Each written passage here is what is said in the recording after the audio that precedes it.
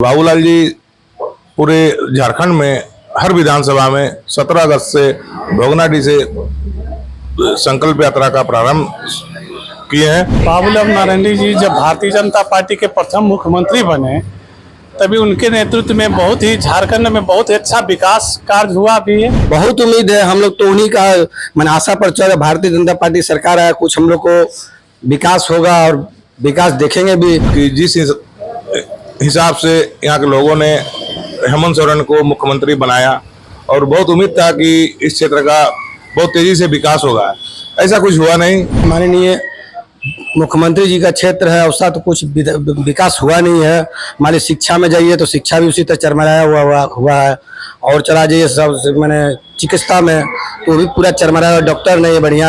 नमस्कार, इस वक्त मैं बरहेट में हूं जो एक विधानसभा क्षेत्र है और यहां से मुख्यमंत्री हेमंत सोरेन खुद चुनकर आते हैं। ये क्षेत्र जो राजमहल लोकसभा क्षेत्र के अंतर्गत आता है, इसका धार्मिक, आर्थिक, राजनीतिक और ऐतिहासिक महत्व भी है। धार्मिक महत्व इसलिए क्योंकि बाबा गाजेश्वर नाथ के रूप में यहाँ भगवान शिव विराजते हैं।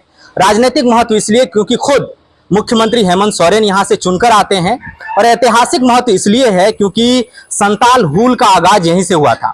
कुछ ही दिन पहले यहाँ पर बाबूलाल मरांडी ने 17 अगस्त को संकल्प यात्रा की शुरुआत की थी, यहीं जो भोगनाडीह नाम का गांव है वहां से, और मुख्यमंत्री भी थोड़े दिन पहले यहाँ पर आए थे, उनकी भी सभा हुई थी।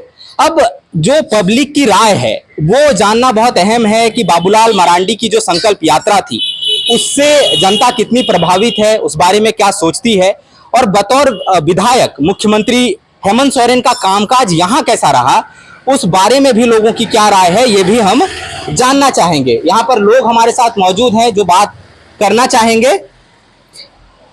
पहले तो सर नाम बता दीजिए अपना। संजय कुमार गुप्ता। संकल्प यात्रा हुई बाबूलाल मरांडी की, उसके बारे में क्या राय है, यहाँ की जनमत क्या है, आप लोग क्या सोचते हैं? बाबूलाल जी चूंकि संताल परगना बाबूलाल जी की कर्मभूमि रही है और बाबूलाल जी पूरे झारखंड में हर विधानसभा में 17 अगस्त से भोगनाडीह से संकल्प यात्रा का प्रारंभ किए हैं, जिसके निमित्त 17 अगस्त को बरहेट भी आए थे। सरकार के नाकामियों को जनता के बीच ले गए और बताएं कि जिस हिसाब से यहाँ के लोगों ने हेमंत सोरेन को मुख्यमंत्री बनाया और बहुत उम्मीद था कि इस क्षेत्र का बहुत तेजी से विकास होगा, ऐसा कुछ हुआ नहीं। और सांसद से भी लोगों को उम्मीद थी, जबकि अपने सांसद दो बार यहाँ से जीत के गए, जिस अनुसार उनको कार्य करना चाहिए उस अनुसार कार्य हुआ नहीं। लोगों में सरकार के प्रति आक्रोश है, अपराध की घटनाएं बढ़ी है, विकास ठप हो गई है, लोग नाखुश है। विजय हांसदा का जैसे आपने बताया बतौर सांसद कामकाज, और जो विधानसभा भी है वो भी झारखंड मुक्ति मोर्चा के हाथ में है, और जो लोकसभा क्षेत्र है वो भी सत्तारूढ़ पार्टी जो है झारखंड मुक्ति मोर्चा उन्हीं के अंतर्गत है। तो किस तरह के कामकाज जो यहाँ की जनता चाहती थी, एक्सपेक्टेशन क्या था? जनता चाहती थी कि इस क्षेत्र से हेमंत सोरेन मुख्यमंत्री बने तो रोजगार लोगों को रोजगार मिलेगा, बिजली की समस्या में सुधार होगा, हर घर पानी मिलेगा। ये हुआ नहीं। आज भी लोगों को पलायन रोजगार के लिए दूसरे शहर जाना पड़ता है। यहाँ पर कुछ और लोग हैं और इनकी भी राय बहुत अहम है। बाबूलाल मरांडी ने संकल्प यात्रा की और एक तो बहुत बरसों बाद उनका भारतीय जनता पार्टी में वापसी हुआ और उनको कमान भी सौंपी गई है। संकल्प यात्रा में उन्होंने जो भी बातें कही हैं उससे यहाँ की पब्लिक, आप लोग कितने सहमत हैं? देखिए, सबसे पहली बात कि बाबूलाल मरांडी जी जब भारतीय जनता पार्टी के प्रथम मुख्यमंत्री बने तभी उनके नेतृत्व में बहुत ही झारखंड में बहुत ही अच्छा विकास कार्य हुआ भी है और साथ ही उनके रहते हुए भारतीय जनता पार्टी के जितने भी कार्यकर्ता थे बहुत अच्छे लगन से काम करते थे। चूँकि फिर भी हमारे पार्टी में पहुंच गए, बहुत ही खुशी की बात है। और जहां तक सवाल है कि अभी संगठन और मजबूती पर आ चुका है, आने वाला समय में हम लोग पूरा विश्वास करते हैं कि भारतीय जनता पार्टी यहाँ से सीट निकालेगी। हम लोग मतलब जब आप लोग ऐसा कह रहे हैं तो क्या जो मुख्यमंत्री हैं यहाँ से विधायक, तो उनके कामकाज को लेकर क्या राय है आप लोगों की? आप लोगों का आकलन कितना है? 10 में से कितना नंबर? देखिए, ऐसे तो हेमंत जी यहाँ के माननीय मुख्यमंत्री जी रह चुके हैं और उनके कार्यकाल में अभी यहाँ पर बिजली का बहुत ही समस्या, जटिल समस्या है, जिनके विषय में हम लोग बहुत कंप्लेंट भी किए, लेकिन अभी तक कोई सुनवाई नहीं हुआ है। और रह गया कि शिक्षा के भी कुछ कमजोरी है यहाँ पर, और विद्यार्थी लोग पढ़ लिख के नौजवान सब अभी तक कोई सर्विस का चांस नहीं मिल रहा है। यही सब बहुत बड़ा समस्या है जो जनता त्राही मचा हुआ है।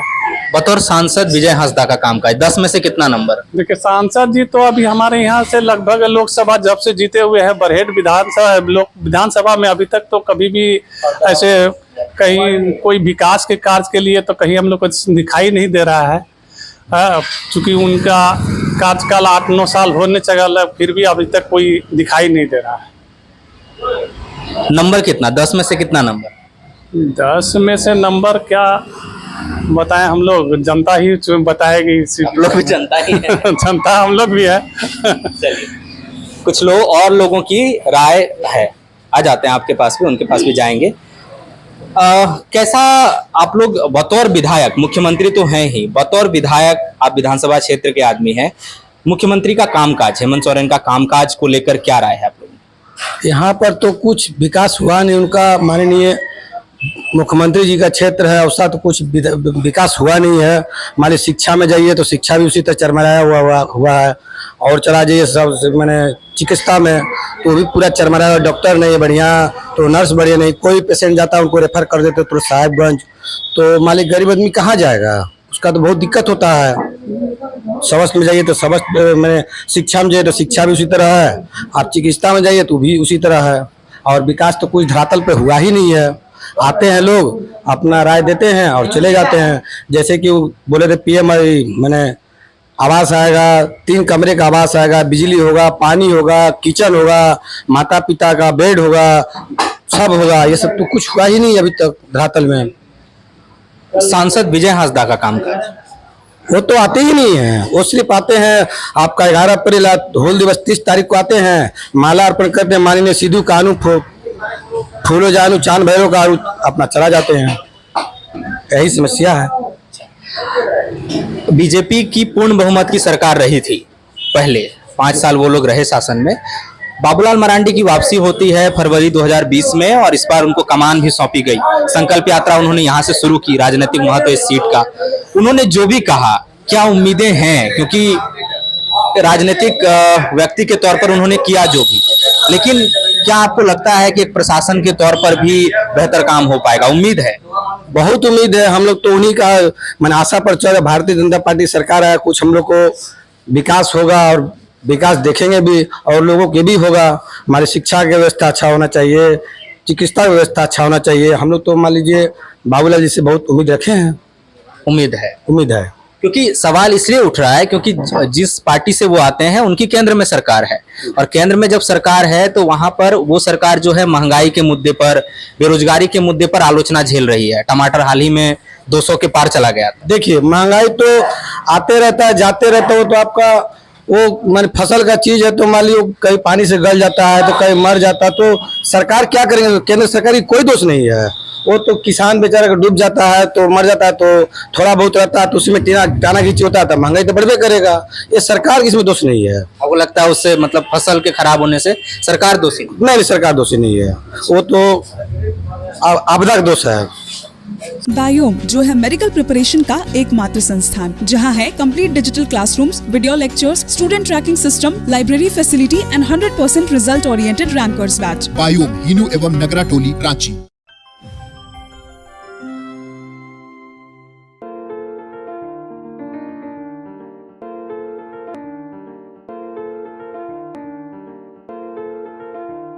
thefollowup.in. Like, share, and subscribe. www.thefollowup.in